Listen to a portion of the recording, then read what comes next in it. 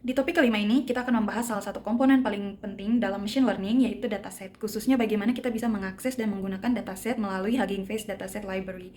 Nah, dataset ini sangat penting karena model machine learning, seperti yang kita ketahui, belajar dari data yang kita berikan. Pertama, kita install library yang dibutuhkan, yaitu dataset dari Hugging Face dan juga EVA ISS untuk semantic search-nya nanti. Lalu selanjutnya kita import library dataset untuk membuat dan mengelola dataset. Lalu di sini kita bisa melihat satu contoh data dari dataset IMDb yang berisi teks, review, film, dan juga label sentimennya. Jika dataset yang kita butuhkan tidak tersedia di Hugging Face Hub, kita juga bisa membuat dataset sendiri dari data yang kita miliki, misalnya menggunakan directory Python. Nah, seperti dataset sebelumnya, dataset yang kita buat juga memiliki struktur yang sama, yaitu berisi teks dan label. Nah, dataset ini sekarang bisa diproses menggunakan berbagai fungsi yang tersedia di library Hugging Face Dataset. Dataset yang kita buat memiliki dua fitur, yaitu teks dan label. Nah, kolom teks berisi data teks, sedangkan label berisi kategori dari teks tersebut. Dataset ini memiliki 3 baris data sesuai dengan jumlah contoh yang kita masuki. Setelah kita berhasil membuat dataset dan bahkan membuat dataset sendiri, langkah berikutnya adalah kita melakukan pemrosesan dataset. Nah, dalam praktik data science, dataset jarang langsung siap digunakan. Biasanya kita perlu melakukan berbagai proses seperti membersihkan data, menambahkan informasi baru, atau menyaring data tertentu. Pada library Hugging Face Dataset, proses ini dapat dilakukan dengan beberapa fungsi. Di antaranya itu ada map sama filter. Map itu untuk memodifikasi atau menambahkan informasi pada setiap data, sedangkan filter itu untuk menyaring data berdasarkan kondisi tertentu. Nah, pada contoh berikut, saya akan mendemokan bagaimana kita mencoba menggunakan fungsi map untuk menambahkan kolom baru yang berisi panjang teks pada setiap data. Fungsi map digunakan untuk memproses setiap data dalam dataset. Pada contoh ini, kita menambahkan kolom baru bernama length yang berisi panjang teks. Nah, sekarang dataset kita memiliki kolom tambahan, yaitu length yang menunjukkan jumlah karakter pada setiap teks. Nah, fungsi filter digunakan untuk memilih data yang memenuhi kondisi tertentu. Pada contoh ini, kita hanya mengambil teks yang panjangnya lebih dari 25. Cuman karena dari awal cuma ada 3, saya ubah menjadi 30 lebih agar terlihat perbedaan. Dalam praktik machine learning, dataset yang digunakan seringkali berukuran sangat besar, bahkan bisa mencapai jutaan hingga miliaran baris data.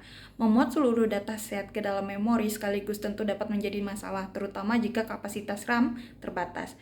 Nah, library Hugging Face Dataset menyediakan solusi untuk menangani permasalahan tersebut. Itu lebih dia punya fitur yang dimana nama fiturnya itu streaming. Nah, dengan streaming, dataset dapat diproses secara bertahap langsung dari sumbernya tanpa perlu mengunduh seluruh data ke memori. Nah, pendekatan ini bisa dikatakan berguna ketika bekerjanya itu dengan dataset berskala besar, karena memungkinkan kita memproses data secara efisien dan tetap hemat memori. Pada contoh berikut, kita akan mencoba membuat dataset menggunakan mode streaming. Di sini kita memuat dataset menggunakan parameter streaming sama dengan true. Dengan cara ini dataset tidak diunduh seluruhnya ke memori, tetapi diproses secara bertahap. Nah, dataset yang menggunakan streaming akan bertipe irreversible dataset, artinya dataset dibaca secara bertahap seperti iterator. Karena dataset ini bersifat irreversible tadi, kita mengambil contoh data menggunakan loop. Nah, dengan menggunakan dataset streaming, kita dapat mengambil contoh data tanpa harus memuat seluruh dataset ke dalam memori. Pada contoh ini, kita mengambil satu data review film yang terdiri dari teks review dan juga label sentimennya. Oke, setelah kita tahu cara panggil dataset yang sudah ada di Hugging Face Hub, pertanyaannya gimana kalau datasetnya punya kita sendiri? Nah, di dunia nyata seringkali kita bekerja dengan data internal perusahaan atau kayak riset pribadi yang belum tersedia secara publik. Nah, di bagian sebelumnya kita sudah coba buat dataset sederhana pakai cara manual. Sekarang kita akan melangkah lebih jauh, kita akan bedah cara membuat dataset sendiri dengan metode yang lebih fleksibel dan scalable. Tujuannya supaya dataset buatan kita ini punya standar yang sama dengan dataset populer lainnya, sehingga siap langsung digunakan oleh berbagai pipeline machine learning mulai dari tokenisasi sampai training. Ini akan saya buat secara simpel.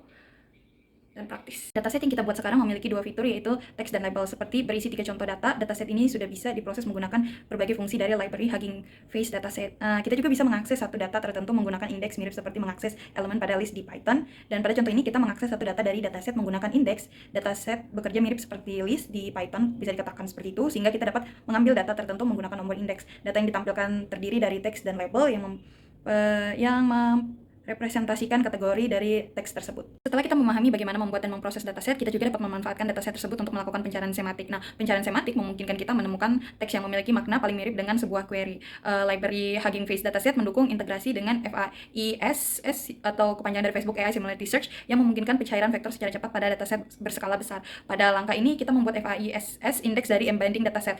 FAISS memungkinkan kita melakukan semantic search dengan sangat cepat, dan di lain sisi kita membuat query vektor dan mencari teks yang paling mirip di dalam sebuah dataset. Mulai dengan mengimport NumPy yang akan digunakan untuk membuat vektor embedding, selanjutnya kita membuat embedding vektor sederhana yang merepresentasikan setiap teks dalam bentuk angka. Kemudian kita mengubah embedding menjadi list agar dapat ditambahkan ke dalam dataset Hugging Face. Pada langkah ini, kita bakalan menambahkan kolom embedding ke dalam dataset sehingga setiap teks memiliki representasi vektor. Setelah itu kita membuat ISS index dari embedding agar pencarian kemiripan dapat dilakukan dengan cepat. Nah, berikutnya kita membuat query vektor yang akan digunakan untuk mencari teks yang paling mirip. Dengan menggunakan FAISS, kita dapat mencari dua teks yang memiliki embedding paling mirip dengan query yang diberikan. Dengan demikian, kita telah mempelajari berbagai fitur penting dari library dataset untuk mendukung proyek machine learning dan juga NLP. Hasil ini menunjukkan dua teks yang memiliki embedding paling mirip dengan query vektor yang kita berikan menggunakan FAISS. Sesi sebelumnya bersama saya kita sudah membahas mengenai sharing model dan juga tokenizer, dan di sesi ini kita telah mempelajari cara menggunakan library Hugging Face Data untuk memuat, mengeksplorasi, serta memproses dan bahkan membuat dataset sendiri. Kita juga melihat bagaimana dataset dapat digunakan untuk melakukan semantic search menggunakan FAISS. Nah, selanjutnya akan disampaikan oleh teman saya mengenai Hugging Face Tokenizer Library. Terima kasih.